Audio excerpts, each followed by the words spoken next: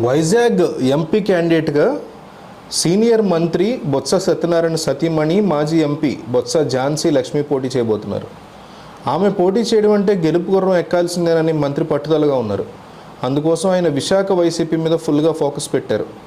Visakha parliament పరిధిలో 7 assembly సీట్లు ఉన్నాయి. ఇందులో కనీసంగా మెజారిటీ సీట్లలో వైసీపీ గెలుగు అవకాశాలు ఉంటే ఖచ్చితంగా ఎంపీ సీటు ఆ పార్టీ పరమవుతుంది. అయితే విశాఖ ఎంపీ పరిధిలో ఏ అసెంబ్లీ నియోజకవర్గంలోనూ వైసీపీ ఖచ్చితంగా గెలుస్తుంది అన్న మాట వినిపించట్లేదు. ఒక్క ఎస్ కోటలోనే ఆ గ్యారంటీ ఉంది. విశాఖ సౌత్, నార్త్, ఈస్ట్, వెస్టులతో పాటు భీమునిపట్నం, గాజువాకలో సైతం వైసీపీకి ఇబ్బందులు ఉన్నాయి. దాంతో బొత్స ఇక్కడ ప్రస్తుతం ఉన్న ఇన్ఛార్జీల పనితీరుని మదింపు చేస్తున్నారని చెప్తున్నారు. గాజువాకలో కొత్త ఇన్ఛార్జిగా యాదవ్ సామాజిక వర్గానికి చెందిన ఉరకోటి రామచంద్రరావుకు అవకాశం ఇచ్చారు. దాంతో గాజువాక వైసీపీలో వర్గపోరు తారాస్థాయికి చేరుకుంది. అక్కడ 2 వర్గాలు బొత్స ఝాన్సీ వద్దకు వచ్చి మొరపెట్టుకుంటున్నాయి. తమకి మద్దతుగా ఉండమని కోరుతున్నాయి. దాంతో మధ్య మార్గంగా బొత్స వైపు చూస్తున్నారు. ఇక్కడ ఇన్ఛార్జ్ మార్పు అనివార్యం అని కూడా అధినాయకత్వానికి సూచిస్తున్నారు.